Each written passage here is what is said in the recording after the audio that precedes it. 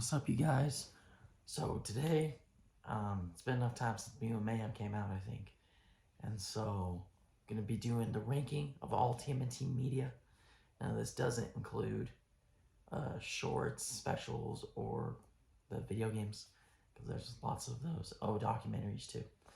Haven't really seen all those, so we're not counting those. But comics, movies, and shows, we got you covered. So coming in last place is TMNT: The Next Mutation. This takes place after TMNT 3, because they're still living in the train station. They all look way worse, like even worse than the turtles look in TMNT 3, and we'll get to that. Splinter 2 looks weird. Venus, terrible character idea. It's what brought Kevin Eastman and Peter Laird apart. And also the villains, it's just so cringy.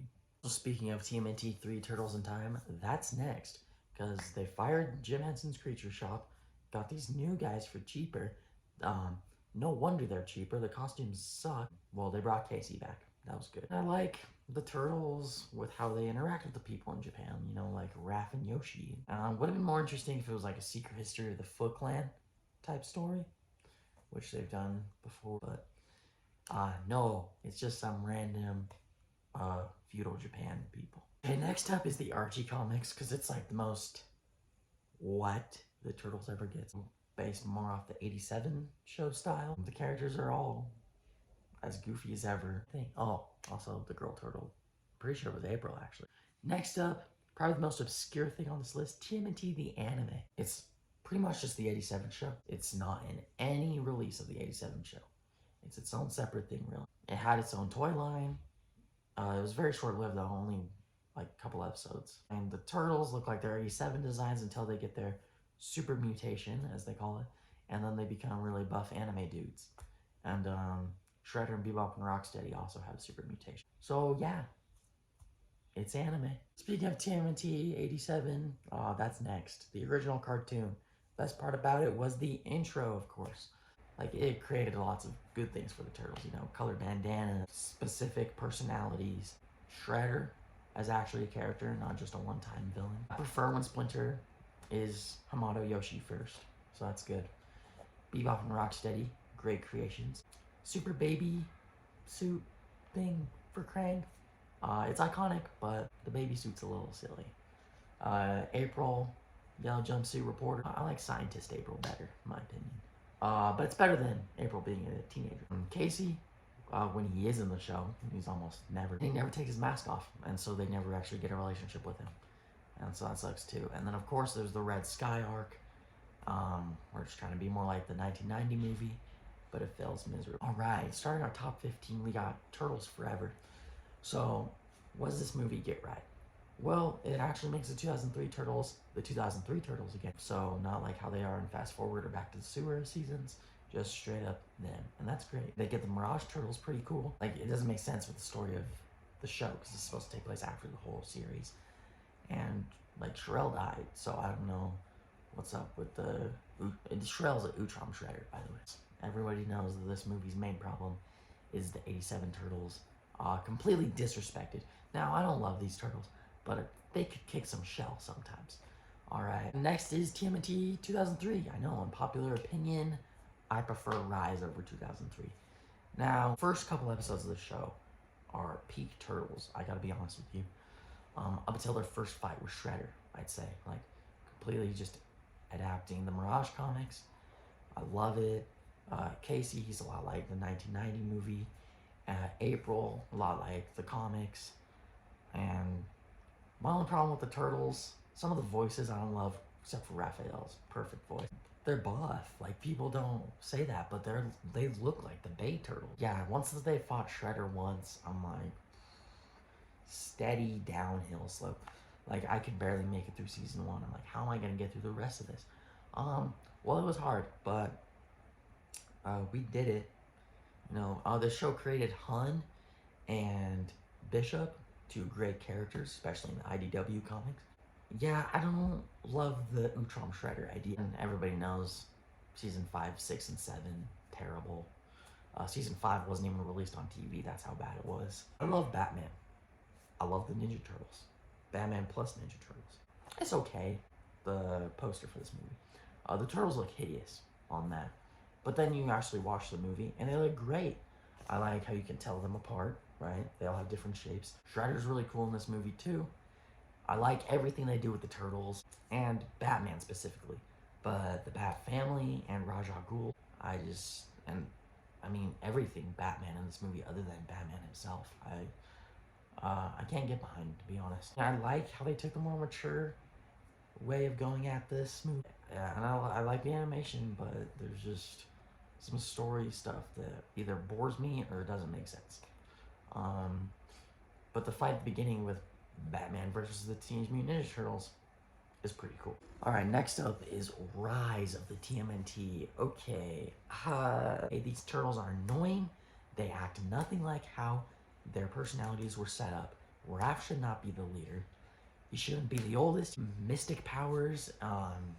April is annoying as ever because teenage Aprils never work. Like, the humor sometimes works. The animation's great.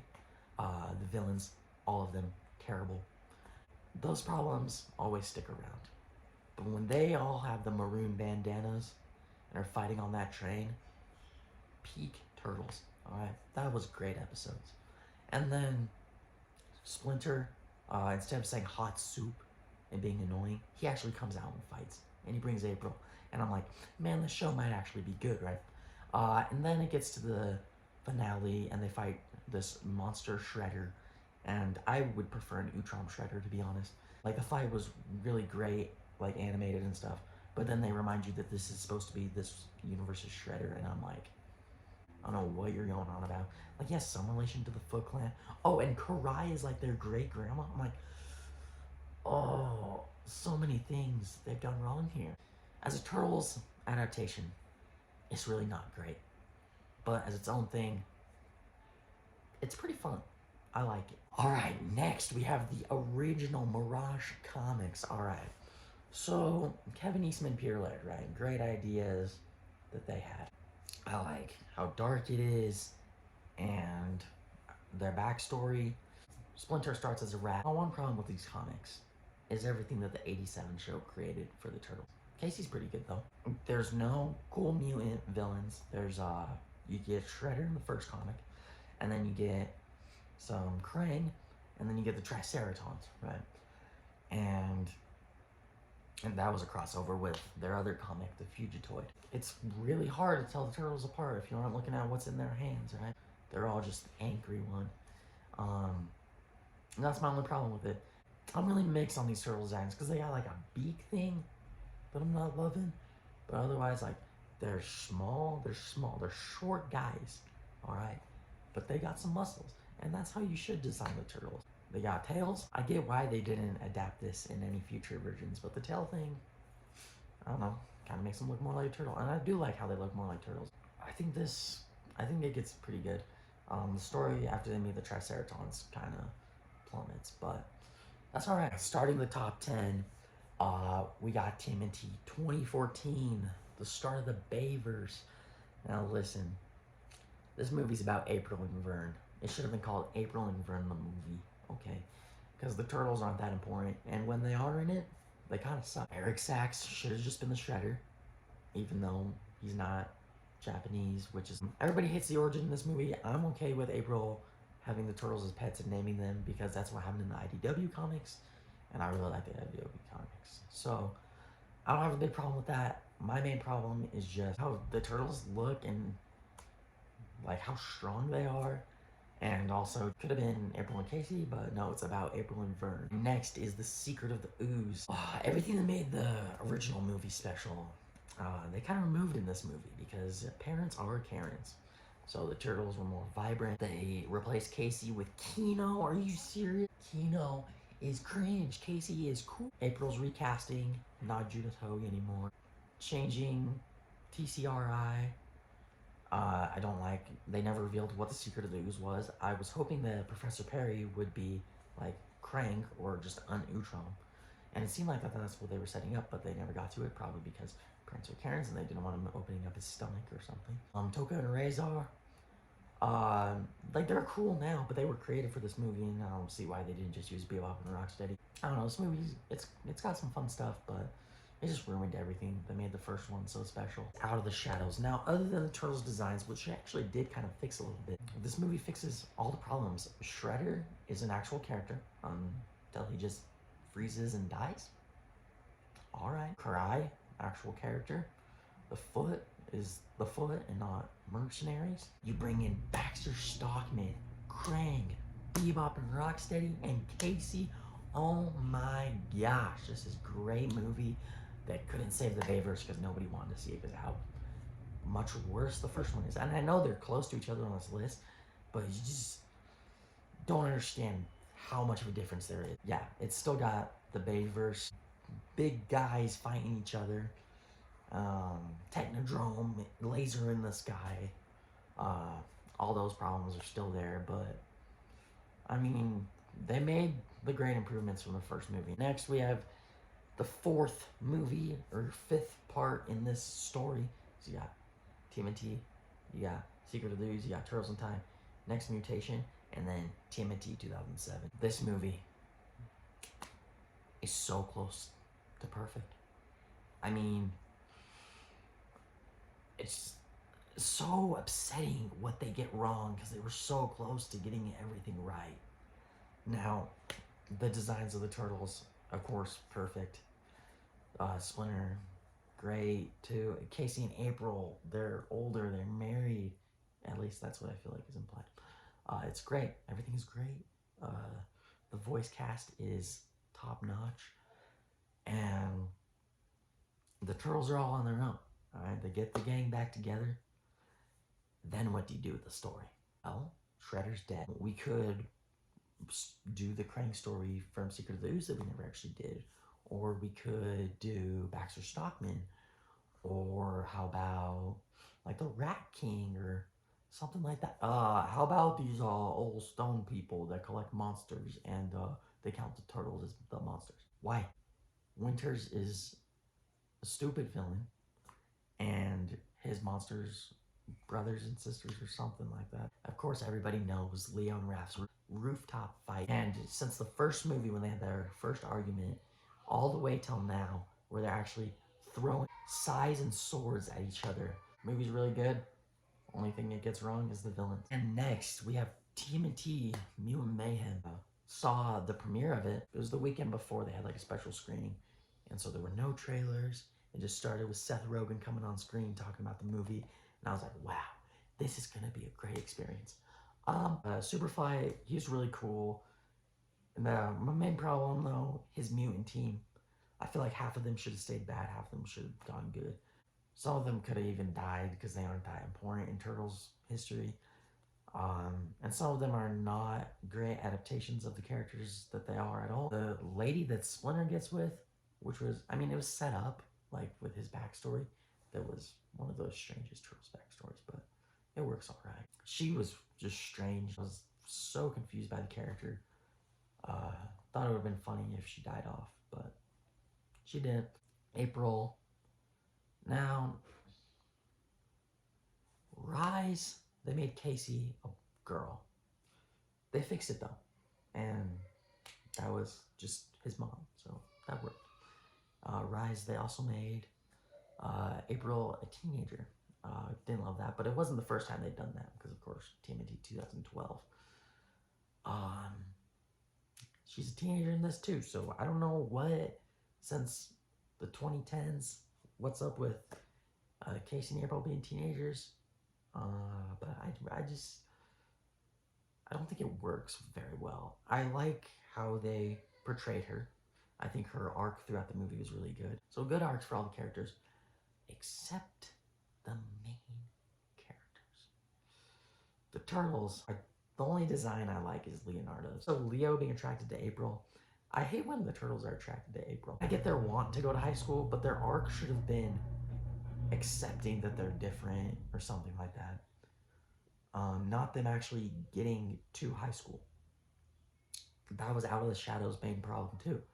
The Turtles become loved by the city. Well, once the Turtles become loved by the city, then where else is there to go? Now, I was fine with that being the end of Out of the Shadows because that was the last movie.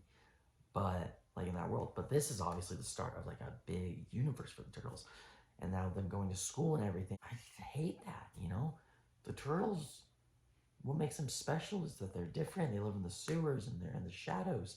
Them going to school and being public figures and cool kids is not cool, you know? And it seems like that's what they're setting up with the Tales of the TMNT Paramount Plus show, is just their school stories.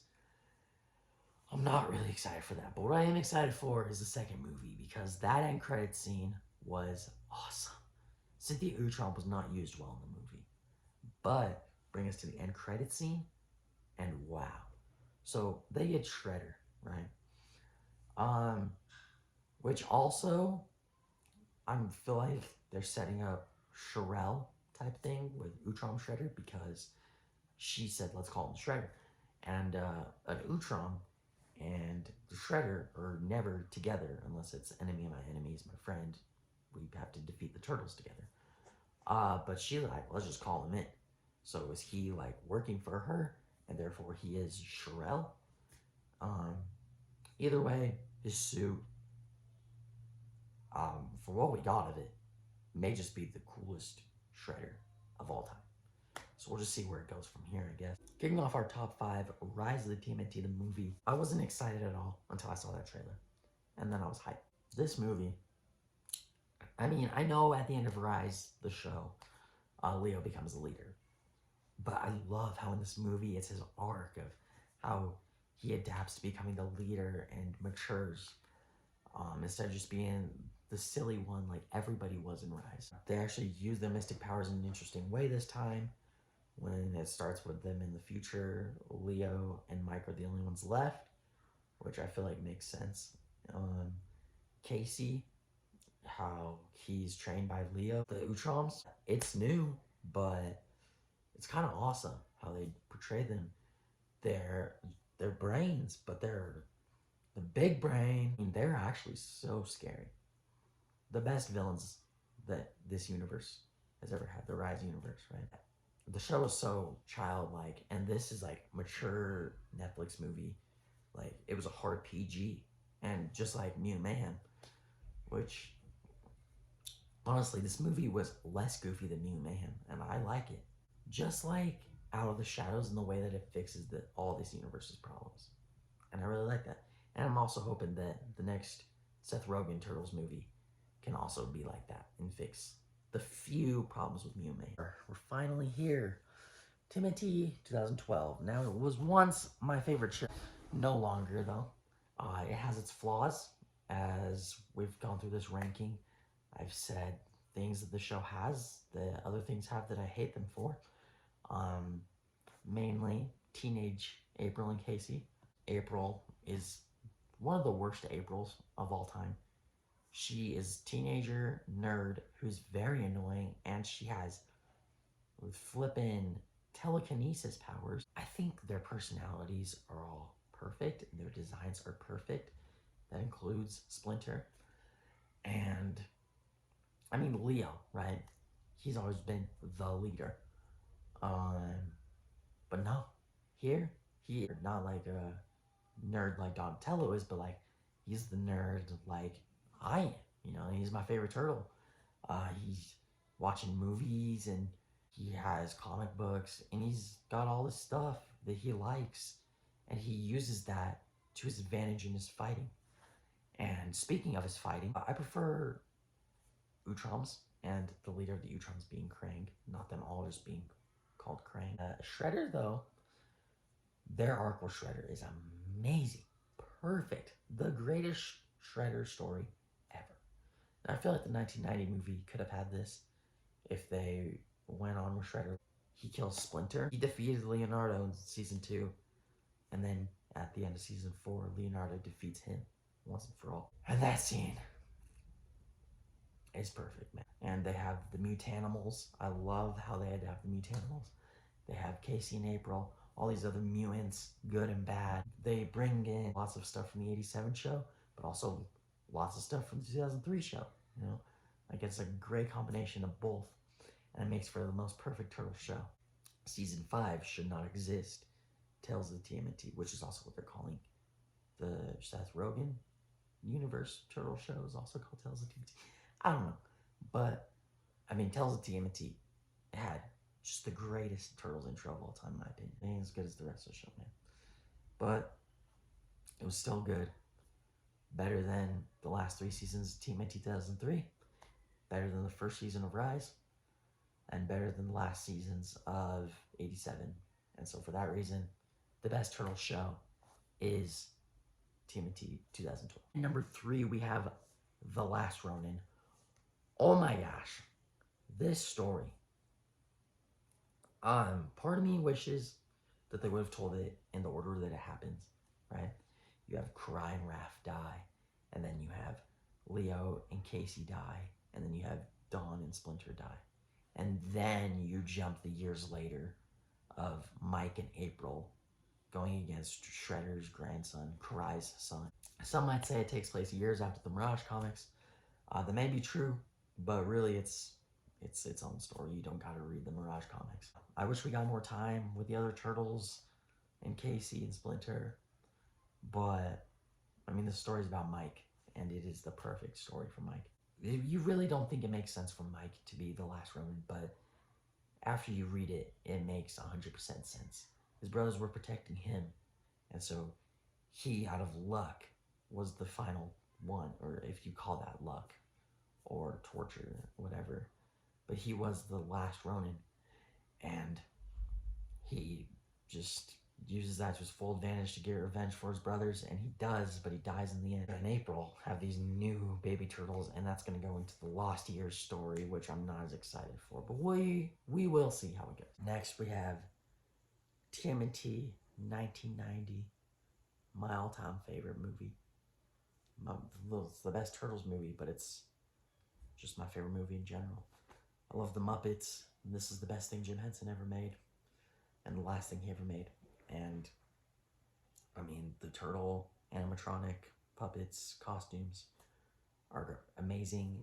Splinter's puppet is great, and puppeteered by Kevin Clash, who most famously puppeteers Elmo. Judith Hogue as April is great casting for that old school April look. Casey, greatest adaptation of Casey of all time. This year, my Comic-Con costume. Hopefully 1990 Casey, if we can get everything for it in time. Which I will make a video on that. That'll probably be my next video, to be honest. Danny, interesting character. Really what it comes down to is the Turtles, April, Casey, Splinter. But this Shredder, he's just a guy who was betrayed in his eyes. Splinter, he starts as a rat in this version. I don't love that, but I do love how Shredder's scar is from Splinter. That is perfect. And the rooftop fight where Shredder, not a single turtle can beat him one-on-one. Leo gets the closest though, I love that. But together, they get pretty close until Splinter is the one that defeats him. And then Casey destroys him with a trash compactor. So, I mean, in Secret of the Ooze, he comes back and he's not dead. Because this movie's music, score, soundtrack, whatever, is amazing. And just the filming of this movie, it's all dark. That's perfect. So really this movie gets everything right. The writing, the score, the filming, and the story. And, of course, the characters. All perfectly adapted from not the 87 show, other than their personalities and bandanas, of course, from the Mirage comics. Coming in at number 1, my favorite Turtles comic and my favorite comic in general, my favorite story I've ever witnessed, movie, show, or comic, is TMNT, the IDW series. Now, I mean, the MCU is a close second to the greatest story I've ever gotten to see, but there's so much in the IDW series that I could never go through it all. But I have the collections, right? The big books. This created Hob and Alopex. Great characters. It brings in all types of characters from all other versions of Turtles. Like I said, 2003 show, you get Hun and Bishop, and Bebop and Rocksteady from the 87 show. They even bring in Venus from the Next Mutation, and show's great, man. Or the show. it should be a show. The comic is great, man.